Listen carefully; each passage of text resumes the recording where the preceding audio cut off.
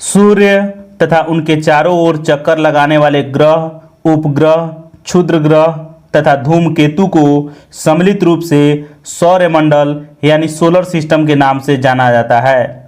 वर्तमान में सौरमंडल में 8 ग्रह हैं जो सूर्य का चक्कर लगा रहे हैं। आइए अब यह समझते हैं कि आखिर ग्रह, उपग्रह, क्षुद्र ग्रह तथा धूमकेतु कहते किसे हैं। सबसे पहले ग्रह यानी प्लैनेट को समझते हैं। दोस्तों, वैसे आकाशीय पिंड जो सूर्य का चक्कर लगाते हों तथा उनका आकार भी बड़ा हो वे ग्रह यानी प्लैनेट कहलाते हैं।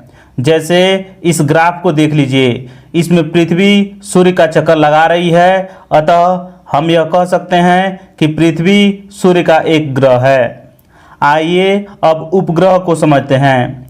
दोस्तों, उपग्रह यानी सैटेलाइट वैसे आकाशीय पिंड को कहते हैं जो ग्रहों यानी प्लैनेट का चक्कर लगाते हों। जैसे इस ग्राफ को देखिए, इसमें चंद्रमा पृथ्वी का चक्कर लगा रहा है, अतः हम यह कह सकते हैं कि चंद्रमा पृथ्वी का उपग्रह यानी सैटेलाइट है। आइए अब क्षुद्र ग्रह यानी एस्टेरॉयड को समझते हैं। दोस्तों, क्षुद्र ग्रह या एस्टेरॉयड वैसे आकाशीय पिंड होते हैं जिनका आकार ग्रहों से छोटा होता है और ये पूरे ब्रह्मांड में विचरण करते हैं। ये सौर मंडल में भी पाए जाते हैं, जैसे इस वीडियो फुटेज में आप क्षुद्र ग्रहों को देख सकते हैं। आइए अब धूमकेतु को समझते हैं। दोस्तों, धूमकेतु भी सौरमंडलीय पिंड होते हैं। यह भी ग्रहों की भांति सूर्य का चक्कर लगाते हैं। ये पत्थर, धूल, बर्फ और गैस के बने छोटे छोटे खंड होते हैं। आइए अब सौरमंडल के परिवार के पूरे सदस्य यानी उनके 8 ग्रहों के बारे में जान लेते हैं।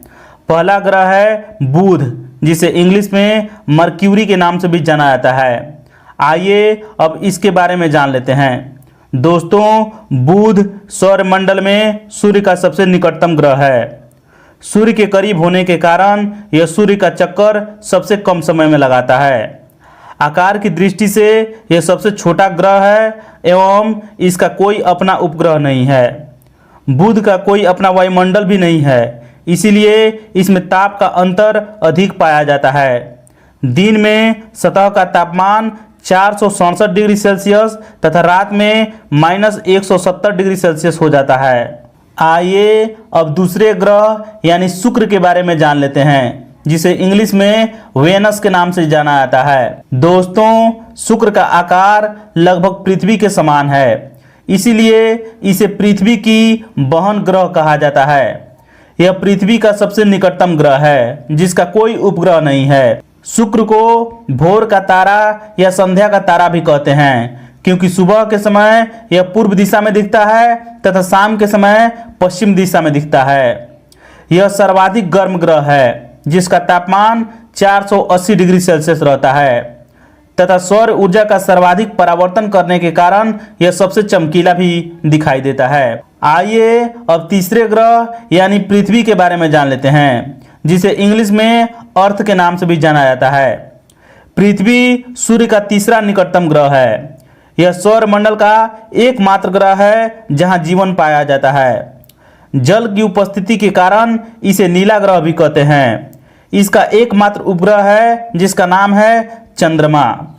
आइए अब चौथे ग्रह यानी मंगल के बारे में जान लेते हैं, जिसे इंग्लिश में मार्स के नाम से भी जाना जाता है। दोस्तों, मंगल को लाल ग्रह कहते हैं क्योंकि इसकी सतह पर लौह ऑक्साइड पाया जाता है, जिसके कारण इसका रंग लाल दिखता है। मंगल के 2 ध्रुव हैं और वहां भी पृथ्वी की तरह ऋतु परिवर्तन होता है। मंगल के 2 उपग्रह हैं जिनका नाम क्रमशः फोबोस एवं डेमोस है। आइए अब 5वें ग्रह यानी बृहस्पति के बारे में जान लेते हैं, जिसे इंग्लिश में जुपिटर के नाम से भी जाना जाता है। दोस्तों, आकार की दृष्टि से यह सौरमंडल का सबसे बड़ा ग्रह है। यह गैसों से निर्मित ग्रह है और इसके वायुमंडल में मुख्यतः हाइड्रोजन एवं हीलियम पाई जाती है। बृहस्पति से रेडियो तरंगें उत्सर्जित होती है। इस ग्रह के 67 उपग्रह हैं, जिनमें गैनीमीड सबसे बड़ा उपग्रह है। आइए अब छठे ग्रह यानी शनि के बारे में जान लेते हैं, जिसे इंग्लिश में सैटर्न के नाम से भी जाना जाता है।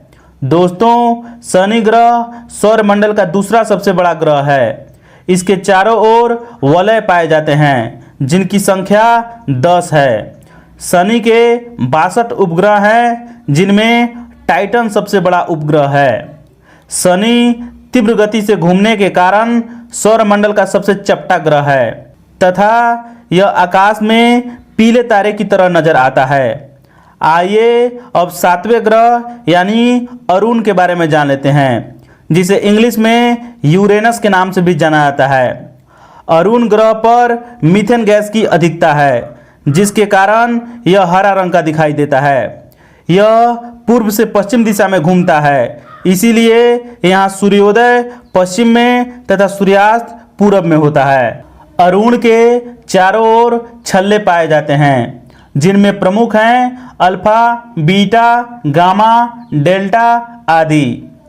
अरुण ग्रह सूर्य की ओर झुका है, जिससे यह देखने में लेटा हुआ प्रतीत होता है, इसीलिए इसे लेटा हुआ ग्रह भी कहते हैं। टाइटेनिया अरुण का सबसे बड़ा उपग्रह है। आइए अब 8वें ग्रह यानी वरुण के बारे में जान लेते हैं, जिसे इंग्लिश में नेपच्यून के नाम से भी जाना जाता है।